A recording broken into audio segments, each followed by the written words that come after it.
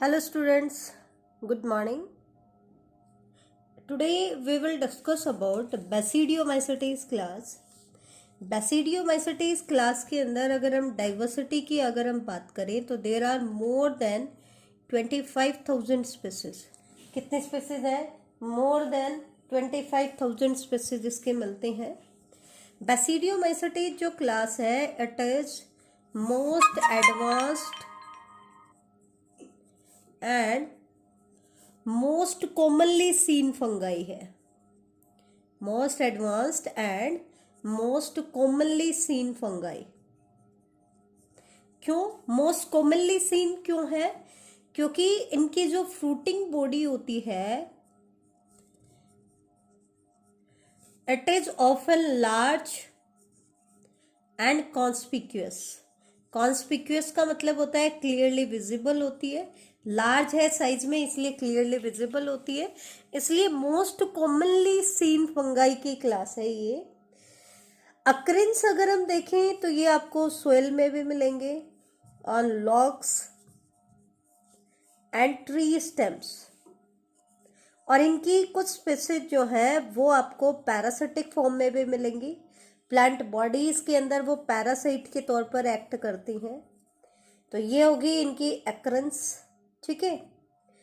They are among the best decomposers. ध्यान रखना ये इनका एक इम्पॉर्टेंट पॉइंट है कि बेसिडियोमाइसेटीज के जो मेंबर्स हैं they are among the best decomposers of the wood. Wood के बेस्ट डीकम्पोजर्स माने जाते हैं. क्यों? Because they are able to decompose both cellulose and lignin. क्योंकि ये सेलुलोज और लिग्निन दोनों को डाइजेस्ट कर सकते हैं, डीकम्पोज कर सकते हैं. जबकि ज़्यादातर जो होते हैं वो सेलुलोज का डाइजेशन करते हैं, लेकिन ये जो डीकम्पोजर्स होते हैं ये सेलुलोज के साथ साथ लिग्निन को भी डीकम्पोज कर सकते हैं. ठीक है. इसकी एक स्पीसीज आती है बेसिडियोमाइसेटीज की, गोनाडर्मा. जो गोनाडर्मा स्पीसीज है it can cause decay of wood,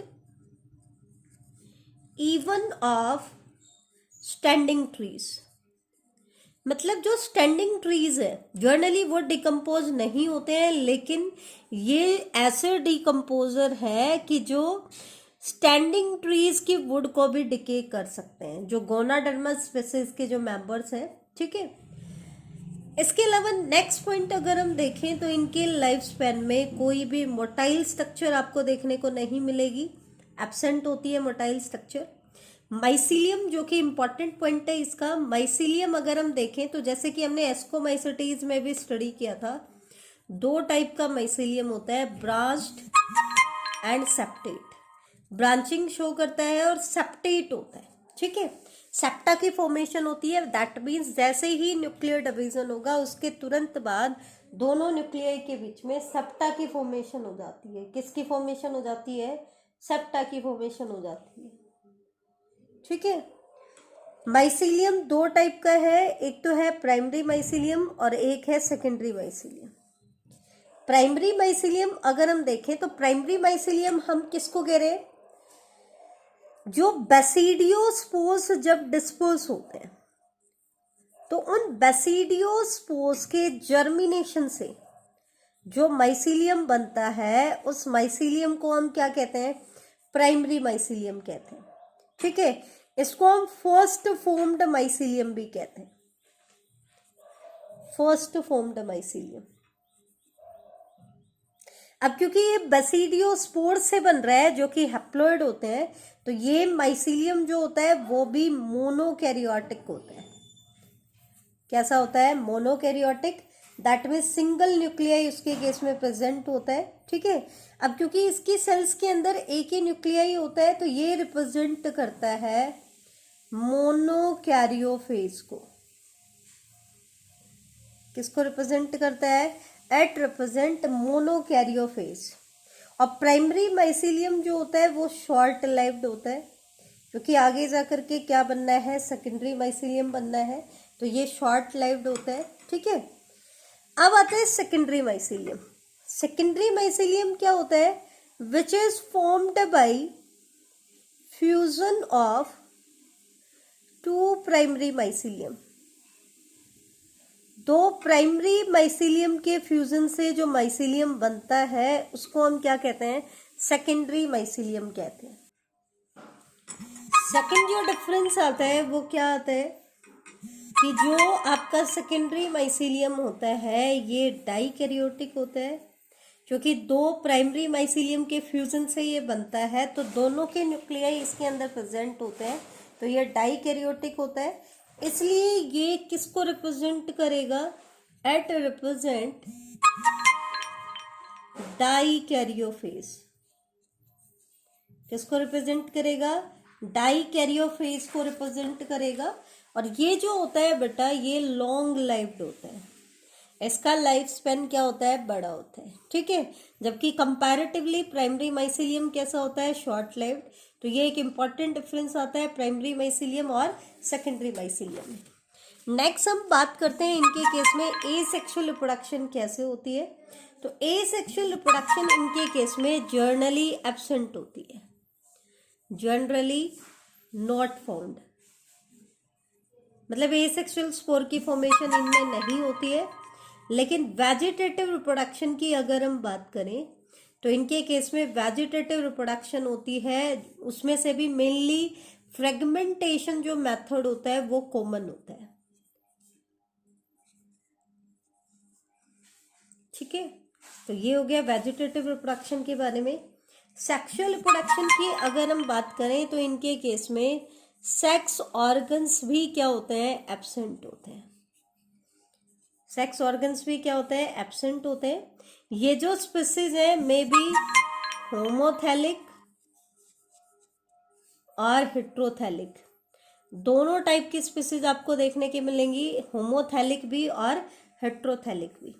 sexual reproduction की अगर हम बात करें तो इनके केस में सेक्सुअल रिप्रोडक्शन होती है सोमैटोगैमी से। किससे होती है? सोमैटोगैमी, या फिर होता है spermatization, fusion of mycelium, directly somatic mycelium fuse हो जाता है, या फिर मेल स्पर्म जो है वो ट्राइकोगाइने के कांटेक्ट में आते हैं और फर्दर कैरियोगैमी शो करते हैं। तो दोनों में से कोई भी मेथड हो सकता है, या तो सोमैटोगैमी या स्पर्मेटाइजेशन।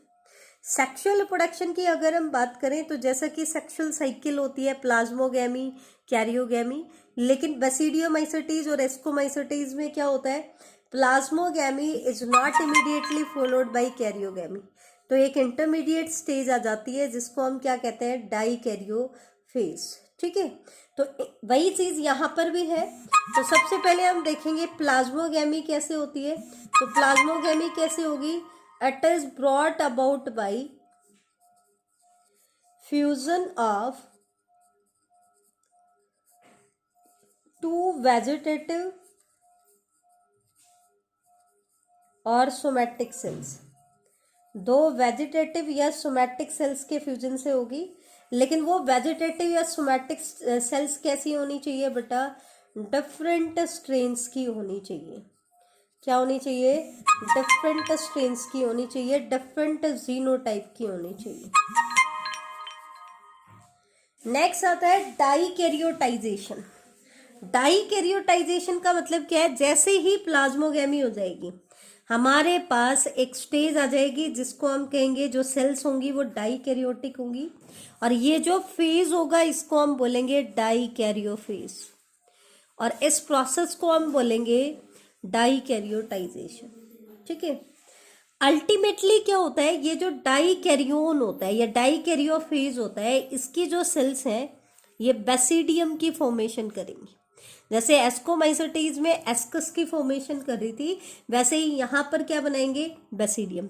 और फिर बेसिडियम के अंदर ही कैरियोगैमी होगी, तो डिप्लॉयड जाइगोट बनेगा आपका, और कैरियोगैमी होने के बाद फिर मियोसिस हो जाएगा। क्या हो जाएगा? मियोसिस हो जाएगा, ठीक है। तो इसके अंदर आपको देखने को क्या मिलेगा कि एक बेसिडियम के अंदर 4 बेसिडियोस्पोर प्रोड्यूस होंगे, और वो बेसिडियोस्पोर भी कैसे बनेंगे बेटा, एक्सोजीनसली, जबकि एस्कोस्पोर की फॉर्मेशन कैसे हो रही थी, एंडोजीनसली, लेकिन ये कैसे बनेंगे, एक्सोजीनसली। एक एस्कस के अंदर जर्नली 8 एस्कोस्पोर होते हैं, क्योंकि एक मियोसिस जर्नली फॉलोड होता है एक माइटोसिस से, लेकिन यहाँ पर कितने बनते हैं, 4 बनते हैं, ठीक है। और जो बेसिडियोस्पोर की फॉर्मेशन हो रही है वो एक फाइन आउटग्रोथ की टिप पे होगी, फाइन आउटग्रोथ की टिप के ऊपर होती है, और उस फाइन आउटग्रोथ को हम क्या कहते हैं बेटा, स्टेरिगमेटा कहते हैं। क्या कहते हैं, स्टेरिगमेटा। डायग्रामेटिकली मैं आपको दिखा देती हूँ। ये है हमारा बेसिडियम, ठीक है, और बेसिडियम के ऊपर ये है बेटा आपके स्टेरिगमेटा, और इनके ऊपर फिर किसकी फॉर्मेशन होगी, बेसिडियोस्पोर। तो ये एक्सोजिनसली बन रहे हैं, पहले प्रोटोप्लाज्म डिवाइड हुआ, फिर उनका न्यूक्लियाई किस में चला गया, इन आउटग्रोथ में चला गया, और फिर ये ड्रॉपलेट मेथड से रिलीज हो जाते हैं। तो इनकी फॉर्मेशन कैसे हो रही है बेटा, एक्सोजिनसली हो रही है। कैसे हो रही है, एक्सोजिनसली। और एक चीज क्या होती है, यही बेसिडियम जो है आगे जाकर के अरेंज हो जाएंगे किसकी फॉर्म में, फ्रूटिंग बॉडी की फॉर्म में, और इनकी फ्रूटिंग बॉडी को हम क्या कहेंगे, बेसिडियोकार्प बोलेंगे, ठीक है। एक चीज ध्यान रखना, बेसिडियोमाइसिटीज में जो डाइकैरियोफेज होता है ये इंडिपेंडेंटली लिविंग होता है,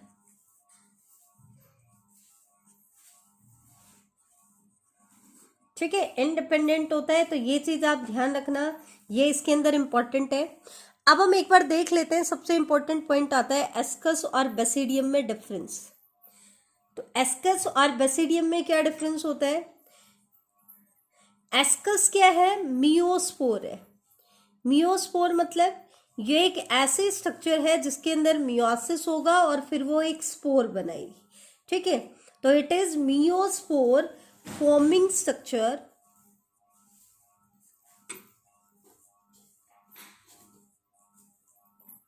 ऑफ एस्कोमाइसिटीज।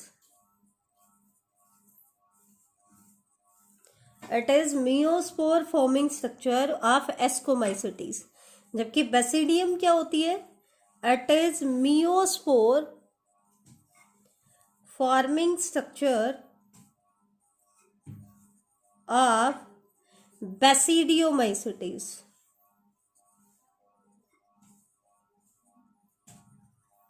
ठीक है। जर्नली एक एस्कस के अंदर 8 एस्कोस्पोर की फॉर्मेशन होती है, ठीक है, जबकि एक बेसिडियम के अंदर 4 बेसिडियोस्पोर की फॉर्मेशन होती है। एस्कोस्पोर की जो फॉर्मेशन होती है वो एंडोजीनस होती है, दे आर फॉर्म्ड एंडोजीनसली, जबकि बेसिडियोस्पोर की फॉर्मेशन जो होती है वो एक्सोजीनसली होती है। कैसे होती है, तो इनकी जो फॉर्मेशन होती है वो एक्सोजीनसली होती है। ये एक स्पेशल स्ट्रक्चर के टिप के ऊपर बनते हैं जिसको हमने कहा था स्टेरिगमेटा। इस स्ट्रक्चर को हमने क्या कहा था, स्टेरिगमेटा, ठीक है। तो इनकी फॉर्मेशन एक्सोजीनसली हो रही है, जबकि एस्कस की फॉर्मेशन कैसे हो रही है, एंडोजीनसली, ठीक है। Ascospores are rarely thrown out, कभी भी थ्रू आउट नहीं होते हैं, ठीक है। जबकि ये किस मेथड से थ्रू आउट होते हैं, ड्रॉपलेट मेथड से, ये हमने पहले भी डिस्कस कर लिया है, ठीक है। तो ये है आपका एस्कस और बेसिडियम के केस में डिफरेंस।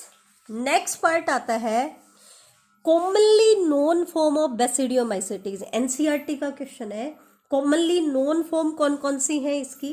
तो एक तो है मशरूम, मशरूम का जीनस कौन सा है, एगैरिकस, कॉमनली इसको एगैरिकस भी हम बोलते हैं। दूसरा एग्जाम्पल है ब्रैकेट फंगाई।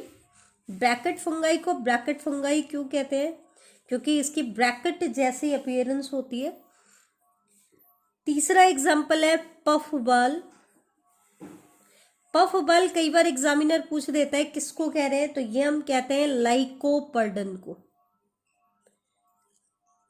लाइकोपर्डन को। नेक्स्ट एग्जाम्पल है, दो इंपॉर्टेंट एग्जाम्पल है, अस्टिलैगो एंड पक्सिनिया। ये सारी की सारी इसकी कॉमनली नोन फॉर्म है बेसिडियोमाइसिटीज की। आपको पता है अस्टिलैगो को हम स्मट फंगाई भी कहते हैं और पक्सिनिया को रस्ट फंगाई कहते हैं। ये पैरासिटिक होते हैं, ये तो स्मट डिजीज कॉज करता है और ये रस्ट डिजीज कॉज करता है। तो ये दो एग्जाम्पल इसके इंपॉर्टेंट है। तो आपसे पूछ सकते हैं कि कॉमनली नोन फॉर्म क्या है बेसिडियोमाइसिटीज की, तो ये इसकी कॉमनली नोन फॉर्म है। अब हम आते हैं बेसिडियोमाइसिटीज के सबसे इंपॉर्टेंट पॉइंट पे, और वो इंपॉर्टेंट पॉइंट क्या है, what are the unique characters of basidiomycetes. Unique मतलब ये सिर्फ इसी क्लास में मिलेंगे, बाकी क्लास में आपको देखने को नहीं मिलेंगे। तो पहला कैरेक्टर तो आता है डॉलीपोर सेप्टम। हमने एस्कोमाइसिटीज में क्या कहा था, सिंपल सेप्टम है, ठीक है, लेकिन इनके केस में डॉलीपोर सेप्टम होता है। डॉलीपोर सेप्टम जो होता है इसके अंदर एक बिग पोर प्रेजेंट होगा, एक सेप्टम में एक ही पोर प्रेजेंट होगा, ये चीज ध्यान रखना। मेन चीज क्या है कि ये जो पोर है इसकी जो बाउंड्रीज होंगी स्प्रेड ऑन बोथ साइड, दोनों साइड्स में स्प्रेड होंगी। डायग्रामेटिकली अगर मैं आपको दिखाऊं तो देखो, ये हमारा सेप्टम था लेकिन इसके अंदर ये पोर है, और इस पोर की ये जो बाउंड्री है ये दोनों डायरेक्शन में ऐसे स्प्रेड हो रही है, और इन बाउंड्रीज को हम क्या कह रहे हैं, पैरेंथोसोम कह रहे हैं।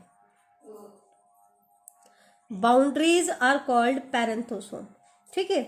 अब इस बाउंड्री की वजह से जो इस सेप्टम की शेप है वो डोम शेप हो जाती है। कैसी शेप हो जाती है, डोम शेप का सेप्टम आपका हो जाता है, ठीक है। तो ऐसे जो सेप्टम होते हैं इनको हम कहते हैं डोलीपोर सेप्टम। डोलीपोर में आपको क्या देखने को मिलेगा बेटा, यहाँ पोर साइज आपको कम दिखाई दे रहा है, अंदर डायमीटर क्या हो रहा है, बढ़ रहा है। अब एक और यूनिक कैरेक्टर आता है क्लैंप कनेक्शन, ठीक है। क्लैंप कनेक्शन क्या है, they are hook shaped outgrowth. ये हुक शेप की आउटग्रोथ है और ये आपको कहाँ देखने को मिलेंगी, on the both sides of the septa. ये देखो, ये आपका सेप्टा है, सेप्टा के दोनों तरफ ये आपको हुक शेप्ड स्ट्रक्चर दिखाई दे रही है। ये जो स्ट्रक्चर्स हैं इनको हम क्या कह रहे हैं, क्लैंप कनेक्शंस कह रहे हैं, ठीक है। क्लैंप कनेक्शन किस लिए चाहिए, for the proper distribution of dikaryon. मान लो एक सेल डाइकैरियोटिक हो चुकी है, तो उस डाइकैरियोन के प्रॉपर डिस्ट्रीब्यूशन के लिए at the time of cell division हमें क्या चाहिए, क्लैंप कनेक्शन चाहिए। क्लैंप कनेक्शन क्या है, दो नेबरिंग सेल्स के बीच में ये ट्यूबुलर कनेक्शन है, इनसे इनका प्रोटोप्लाज्म क्या होता है, क्लोज आ जाता है। प्रोटोप्लाज्म जो है वो कनेक्ट हो जाता है, तो इससे क्या होगा, with the help of this connection nucleus of one cell can migrate to the neighbouring cell. अब इसका न्यूक्लियस इसमें माइग्रेट करेगा तो ये सेल कैसी हो जाएगी, डाइकैरियोटिक हो जाएगी, ठीक है। तो इसकी वजह से ये दूसरी सेल जिसके अंदर ये न्यूक्लियाई माइग्रेट कर रहा है, ये दूसरी सेल कैसी हो जाएगी, डाइकैरियोटिक, क्योंकि एक न्यूक्लियाई तो इसके पास पहले ही था और एक किसके थ्रू आ गया, क्लैंप कनेक्शन के थ्रू आ गया। तो ये प्रॉपर डिस्ट्रीब्यूशन ऑफ डाइकैरियोन के लिए चाहिए। एक चीज ध्यान रखना, डाइकैरियोफेज जो होता है एस्कोमाइसिटीज का और बेसिडियोमाइसिटीज का, वो थोड़ा सा डिफर करता है। कैसे, जैसे हमने कहा था बेसिडियोमाइसिटीज का जो डाइकैरियोटिक फेज होता है वो तो इंडिपेंडेंटली लिविंग होता है, इंडिपेंडेंट होता है, लेकिन इनका जो डाइकैरियोफेज है ये पैरासिटिक होगा। किसके ऊपर पैरासिटिक होगा, हैप्लोफेज माइसीलियम के ऊपर। हैप्लोइड जो फेज होगा उसके माइसीलियम के ऊपर क्या होगा बेटा, पैरासिटिक होगा, ठीक है। तो ये दोनों के डाइकैरियोटिक फेज में डिफरेंस आ जाता है। अब हम आते हैं इसके एग्जांपल्स के ऊपर। तो सबसे पहला और सबसे इंपॉर्टेंट एग्जांपल इसका आता है स्मट। स्मट जो डिजीज है ये किसकी वजह से होता है? टैल्यूटोस्पोर्स की वजह से होता है। डाइकैरियोटिक स्पोर है, हमने पढ़े हैं अलग अलग टाइप के। तो ये किसके थ्रू होता है? टैल्यूटोस्पोर। अब टैल्यूटोस्पोर किसके जीनस तो क्या होगा? एस्टिलैगो, लेकिन इसकी अलग अलग स्पीसीज अलग अलग प्लांट में स्मट डिजीज कॉज कर रही है। जैसे कि अगर हम बात करें एस्टिलैगो ट्रिटिसाई, तो ये वीट प्लांट में लूज स्मट कॉज करती है। इंपॉर्टेंट है, ध्यान रखना। और ये भी ध्यान रखना है आपको कि ये कौन से पार्ट को अटैक करता है। तो एस्टिलैगो ट्रिटिसाई, ट्रिटिसाई वर्ड आते ही ट्रिटिकम जो जीनस स्पीसीज होती है वो किसके लिए होती है? वीट के लिए। तो आपको इजीली समझ आ जाएगा कि इसका होस्ट क्या है? वीट प्लांट है। और वीट में क्या कॉज करेगा? Loose smut. क्या कॉज करेगा? Loose smut. ठीक है। दूसरा एस्टिलैगो नूडा, ये लूज स्मट कॉज करता है बार्ले के अंदर। एस्टिलैगो हॉर्डी, ये कवर्ड स्मट कॉज करता है बार्ले में। और ध्यान रखना ये किसको टारगेट बनाता है? ये सीडलिंग को टारगेट बनाता है, तो सीडलिंग में इन्फेक्शन कॉज कराता है। ऐसे ही कॉर्न स्मट के अंदर शूट इन्फेक्शन होता है और इसका कॉजल एजेंट क्या है? एस्टिलैगो मैडिस। तो ये इंपॉर्टेंट है, कौन से पार्ट को अटैक कर रहा है, किसकी वजह से हो रहा है, ध्यान रहे ये टैल्यूटोस्पोर की वजह से होता है। इनका टैल्यूटोस्पोर इनके ऊपर अटैक करता है। आगे हम स्पोर की लाइफ साइकिल भी मैं आपको बताऊंगी पर्टिकुलरली, तो उसमें हम स्टडी करेंगे। अब एक चीज ध्यान रखना है, यहाँ पर हमने दो वर्ड यूज किए। एक तो हमने यूज किया लूज स्मट और एक हमने यूज किया कवर्ड स्मट। तो इन दोनों में क्या डिफरेंस होता है? लूज स्मट के अंदर जो स्पोरुलेशन होगा, मतलब स्पोर की फॉर्मेशन होगी, वो फ्लोरल पार्ट में होगी। किसमें होगी? फ्लोरल पार्ट में, जिसमें entire tissue including the ovary walls are use up in the formation of smut spore. Smut का स्पोर बनाने के लिए पूरी की पूरी आपका ओवरी पार्ट इन्वॉल्व होगा, ओवरी की वॉल भी इन्वॉल्व होगी। तो इसके अंदर ये चीज ध्यान रखना। जबकि कवर्ड स्मट में, कवर्ड मतलब कवरिंग है, इसका मतलब फ्लोरल पार्ट में स्पोरुलेशन हो रहा है लेकिन इसके अंदर वॉल ऑफ ओवरी इंटैक्ट रहेगी, इसीलिए तो वो क्या है? कवर्ड है। वॉल जो है ओवरी को उसको कवर कर रही है। ठीक है। और स्मट स्पोर जो है वो उस ओवरी की वॉल के अंदर फिल्ड अप होंगे। तो लूज स्मट में देखना, इसमें स्पोर्स जो होते हैं वो इनिशियली तो कवर्ड होते हैं एक थिन मेम्ब्रेन से, लेकिन अर्ली स्टेजेस पे ही ये क्या हो जाती है बेटा? रप्चर हो जाती है। जब वीट से ही ईयर इमर्ज आउट होते हैं, तो ईयर मतलब वीट की जो बालियां होती हैं उनको हम क्या कहते हैं? वीट ईयर कहते हैं। तो जब वो इमर्ज आउट होती हैं तो ये मेम्ब्रेन जो थिन मेम्ब्रेन होती है वो रप्चर हो जाती है। जबकि इनके केस में क्या होता है? स्पोर्स जो है वो हमेशा वॉल ऑफ ओवरी के अंदर ही कवर्ड होंगे। द ग्रेन मैच्योर हो जाएंगे, लेकिन उनके अंदर क्या फिल्डअप होंगे? स्पोर्स फिल्डअप होंगे। जबकि ये तो इनकी जो ईयर होती हैं वो अर्ली स्टेज पे ही क्या हो जाती है? रप्चर हो जाती है। नेक्स्ट डिफरेंस क्या होता है? लूज स्मट के अंदर स्पोर्स जो है क्योंकि वो रप्चर हो गए तो वो easily blown away by air leaving behind the bark stalk, bare stalk of the inflorescence. भाई जो आपका ओवरी था, फ्लोरल पार्ट था, उसके अंदर तो स्पोर बन गए और ग्रेन की फॉर्मेशन हुई नहीं क्योंकि वो कवर्ड नहीं है। पहले इनिशियली थिन वॉल थी, फिर वो रप्चर हो जाती है। तो जैसे ही हवा चलेगी तो स्पोर्स क्या हो जाएंगे? डिस्पर्स हो जाएंगे। तो पीछे क्या रह जाएगा? Bare stalk of the inflorescence. क्यों? क्योंकि फ्लावर का ओवरी पार्ट तो किस में मॉडिफाई हो गया? स्पोर में, और वो कवर्ड है नहीं। तो पीछे आपका क्या बचेगा? सिर्फ इन्फ्लोरेसेंस की स्टॉक आपको दिखाई देगी। जबकि कवर्ड स्मट में क्या होता है? क्योंकि स्पोर्स वॉल से कवर्ड है तो आपको जो इसका इन्फ्लोरेसेंस होता है वो इंटैक्ट दिखाई देता है। लेकिन ये कब रिलीज होंगे? जब हम उन ग्रेन्स की थ्रेसिंग करते हैं। जब हमारी फसल पक्के तैयार हो जाती है तो हम हार्वेस्टिंग करते हैं। तो जब हम थ्रेसिंग करेंगे तो उस थ्रेसिंग के दौरान ओवरी की वॉल रप्चर हो जाएगी। तो उस टाइम पर ग्रेन क्या होंगे बेटा? ग्रेन जो है उनकी वॉल रप्चर हो जाएगी और स्पोर डिस्पर्स हो जाएगी। तो ये इन दोनों में डिफरेंस था, ये चीज आप ध्यान रखना। नेक्स्ट एग्जांपल आता है सायथस ओला, इसको हम बर्ड्स नेस्ट फंगस भी कहते हैं। बंट ऑफ व्हीट, ये कॉजल एजेंट इसका क्या है? टिलेशिया ट्रोटिसाई, ये भी व्हीट प्लांट को अटैक करता है। एक चीज ध्यान रखना, टोड स्टूल, टोड स्टूल हम किसको कह रहे हैं? एमानेटा सिजेरिया, ठीक है। ये एक रोमन एम्परर था, उसको पॉइजनिंग के लिए इसके स्पोर्स को यूज किया गया था, इसलिए उसी के नाम पर इसका नाम पड़ा एमानेटा सिजेरिया। ये नॉन एडिबल है, क्यों?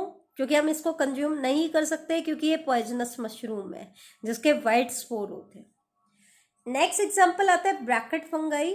ब्रैकेट फंगाई का साइंटिफिक नेम होता है पोलीफोरस सल्फ्यूरियस, ठीक है। इसका जो बेसिडियो कार्प होता है वो ट्री ट्रंक के ऊपर ऐसा दिखाई देता है जैसे कि हम ब्रैकेट लगाते हैं। क्या लगाते हैं? ब्रैकेट लगाते हैं, ठीक है। पफ बाल्स हम किसको कहते हैं? कॉमनली पूछ लेता है पफ बाल किसको कहते हैं, तो लाइकोपर्डन जिजांटियम को कहते हैं। इसमें बेसिडियो कार्प जो होगा इनका वो स्टॉक्ड होगा, राउंडेड स्ट्रक्चर होगी। जब जो राइपनिंग शो करेगी तो उसके बाद पफ ऑफ स्पोर देती है, स्पोर्स पफ की फॉर्म में रिलीज आउट करती है, इसलिए इसको क्या कहते हैं? पफ बाल कहते हैं। नेक्स्ट एग्जाम्पल आपका आता है आर्मिलेरियला। क्या एग्जाम्पल आता है बेटा? आर्मिलेरियला। तो ये एक एडिबल मशरूम है which is serious root parasite of both hardwood and conifer. ध्यान रखना, कॉनिफर की रूट के ऊपर भी पैरासिटिक होती है और हार्डवुड के ऊपर भी पैरासिटिक होती है। ये क्या करती है? पैरासिटिक होती है तो उसके वस्कुलर टिश्यू के साथ कनेक्शन बनाएगी, ठीक है। तो ये क्या करती है? उसके फ्लोएम जो पार्ट होता है जो फूड की सप्लाई करता है उस तक अपने रहिजोमॉर्फ सेंड करती है ताकि नरिशमेंट एब्जॉर्ब कर ले, और होस्ट की फूड सप्लाई को क्या कर देती है बेटा? ब्लॉक कर देती है। और लास्ट एग्जांपल इसका आता है सीलोसाइबे मैक्सिकाना। ये जो फंगस है ये हेलुसिनोजन का काम करता है, हेलुसिनेशन कॉज कराता है, ठीक है। तो ये चीज ध्यान रखना, ये इसके कुछ एग्जांपल्स थे। अब बेटा आपके बसीडियोमाइसिटीज में 2 लाइफ साइकिल मैं आपको कराऊंगी, ठीक है। एक तो पक्सीनिया की लाइफ साइकिल और एक आपको एगेरिकस की लाइफ साइकिल मशरूम की। तो वो हम नेक्स्ट लेक्चर में डिस्कस करेंगे। Thank you.